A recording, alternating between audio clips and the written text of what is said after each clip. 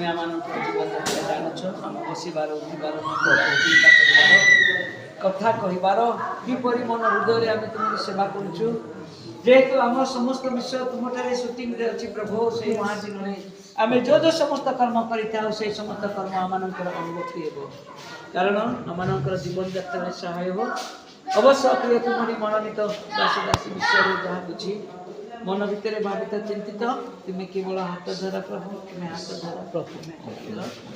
यदि शारीरिक भाव में मानसिक भाव में हृदय नैराश्य जीवन करी किंतु तुम्हें आश्रय तुम्हें संगरे अच्छ प्रभु तुम्हें सहाय हो तुम्हारी दास को तुम्हें तुम व्यवहार करने को आरंभ कर वर्तमान जो समस्त हुए प्रभु तुम निर्देश बिना जब आम चलू नितान्त अशुभ अमंगल विषय जानीपारू ना एणु पिता परमेश्वर पुत्र परमेश्वर परित्यात्मा परमेश्वर प्रिय तुमरी दास